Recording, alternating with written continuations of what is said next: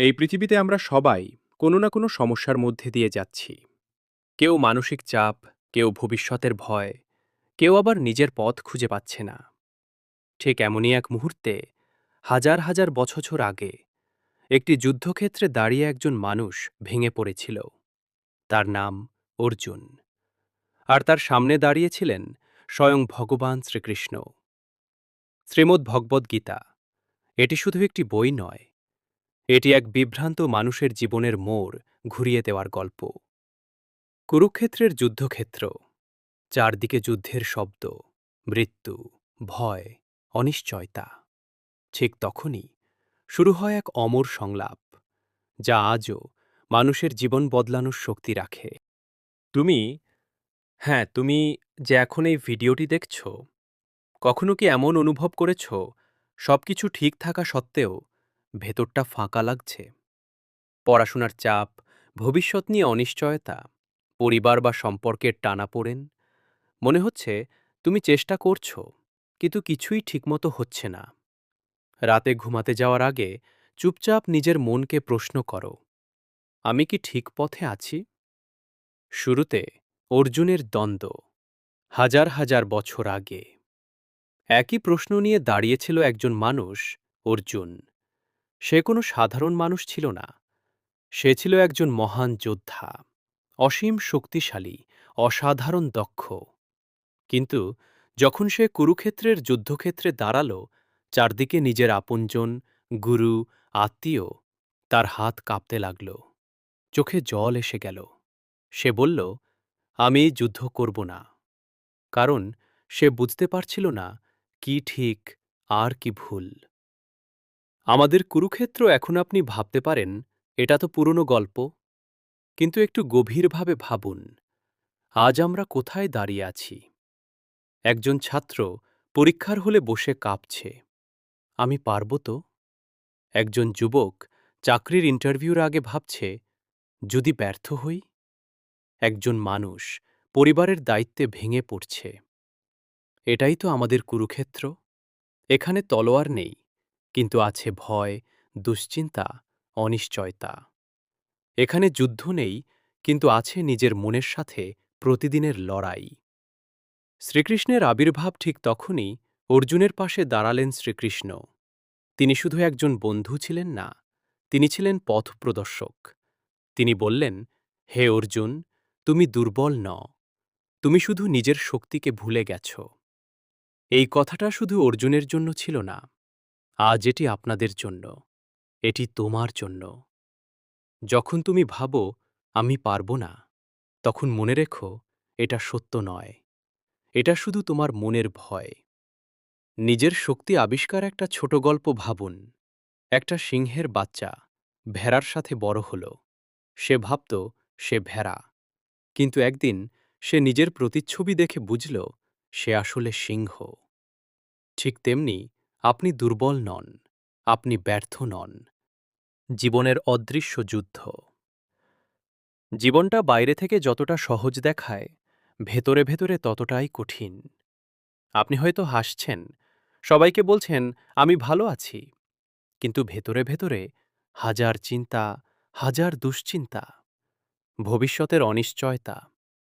রাতে ঘুমাতে যাওয়ার আগে একটা প্রশ্ন বারবার মাথায় আসে, আমি কি ঠিক পথে আছি? অর্জুনের, এক বিভ্রান্ত যোদ্ধা, এই প্রশ্ন নতুন নয়। হাজার বছর আগে কুরুক্ষেত্রের যুদ্ধক্ষেত্রে দাঁড়িয়েছিল অর্জুন। সে ছিল শক্তিশালী, সে ছিল দক্ষ, সে ছিল এক মহান যোদ্ধা।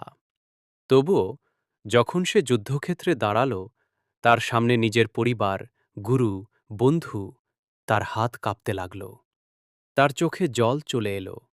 সে বলল, আমি এই যুদ্ধ করব না। কারণ সে ভয় পেয়েছিল, সে বিভ্রান্ত হয়ে গিয়েছিল, সে বুঝতে পারছিল না কি সঠিক। শ্রীকৃষ্ণের বাণী, প্রথম আলো। ঠিক তখনই তার পাশে দাঁড়ালেন শ্রীকৃষ্ণ। তিনি শুধু একজন বন্ধু ছিলেন না, তিনি ছিলেন একজন পথপ্রদর্শক। তিনি বললেন, হে অর্জুন, এই দুর্বলতা তোমার জন্য নয়। তুমি কেন ভয় পাচ্ছ? তুমি একজন যোদ্ধা, তোমার কর্তব্য আছে। এই কথাগুলো শুধু অর্জুনের জন্য নয়, আজ আপনার জন্যও। প্রথম শিক্ষা, তুমি তোমার পরিস্থিতির চেয়ে বড়। শ্রীকৃষ্ণ বুঝিয়েছিলেন, তুমি তোমার পরিস্থিতির চেয়ে বড়। আজ আমরা কি করি? একটা ছোট ব্যর্থতা, একটা খারাপ রেজাল্ট, একটা ভুল সিদ্ধান্ত, আর আমরা ভাবি, আমি শেষ। কিন্তু সত্যি হল, এটা শুধু জীবনের একটা অধ্যায়, পুরো গল্প নয়। একটা নদীকে দেখুন, পাথরের সামনে পড়লেও থামে না, নিজের পথ তৈরি করে এগিয়ে যায়। ঠিক তেমনি আপনিও পারবেন, আপনার ভেতরেও সেই শক্তি আছে। দ্বিতীয় শিক্ষা, কাজ করো, ফল ছেড়ে দাও। শ্রীকৃষ্ণ বলেছিলেন, তোমার অধিকার শুধু কর্মে, ফলের উপর নয়। আমরা অনেক সময় ফল নিয়ে এত ভাবি যে কাজটাই শুরু করতে পারি না। তাই মন দিয়ে কাজ করুন, ফল ঈশ্বরের উপর ছেড়ে দিন। তৃতীয় শিক্ষা, ভয় শুধু মনের সৃষ্টি। শ্রীকৃষ্ণ বলেছিলেন, ভয় হল অজ্ঞতা। গীতা পড়লে কি লাভ? শুধু ধর্মীয় জ্ঞান, শুধু কিছু শ্লোক, নাকি এর ভেতরে এমন কিছু আছে যা সত্যিই আপনার জীবন বদলে দিতে পারে? শ্রীমদ্ ভগবদ্গীতা শুধু একটি বই নয়, এটি ভগবানের মুখনিসৃত বাণী। এটি মানুষের জীবনের গভীর সত্য। এটি একটি সম্পূর্ণ লাইফ ম্যানুয়াল। শ্রীকৃষ্ণ আসলে কি বুঝাতে চেয়েছেন? কুরুক্ষেত্রের যুদ্ধক্ষেত্রে শ্রীকৃষ্ণ যা বলেছিলেন, তা শুধু অর্জুনের জন্য ছিল না, এটি আজকের মানুষের জন্যও, এটি আপনার জন্যও। শ্রীকৃষ্ণ প্রথমেই একটা বিষয় পরিষ্কার করেন, ধর্ম মানে শুধু পূজা নয়। ধর্ম মানে নিজের কর্তব্য সঠিকভাবে পালন করা, সত্যের পথে থাকা, অন্যায়ের বিরুদ্ধে দাঁড়ানো, নিজের চরিত্রকে উন্নত করা। আজ আমরা অনেক সময় ভাবি, ধর্ম মানে শুধু মন্দিরে যাওয়া, নাম জপ করা, কিছু আচার পালন করা। কিন্তু গীতা বলছে, আপনি যদি নিজের দায়িত্ব ঠিকভাবে পালন না করেন, তাহলে আপনি সত্যিকারের ধর্ম পালন করছেন না। ধর্ম কিভাবে পালন করবেন?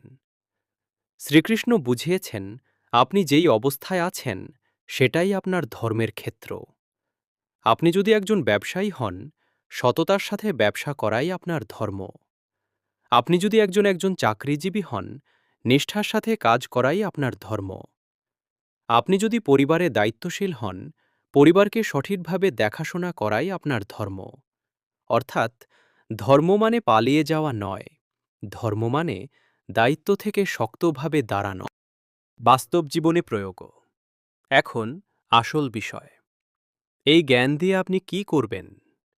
যখন আপনি সমস্যায় পড়বেন, মনে করুন, এটা আমার পরীক্ষা। যখন আপনি বিভ্রান্ত হবেন, মনে করুন, আমাকে সঠিক কাজটাই করতে হবে। যখন আপনি একা অনুভব করবেন, মনে করুন, ভগবান আমার সাথে আছেন। প্রতিদিন 2 থেকে 5 মিনিট সময় নিন, গীতার একটি লাইন পড়ুন। সেটি নিজের জীবনের সাথে মিলান, জীবনের আসল পরিবর্তন। একটা সত্য কথা, গীতা পড়লে জ্ঞান পাবেন, কিন্তু গীতা বুঝে বাঁচলে জীবন বদলাবে। আজ থেকে শুরু করুন, নিজের ধর্ম পালন করুন, ভগবানকে মনে রাখুন, সত্যের পথে চলুন।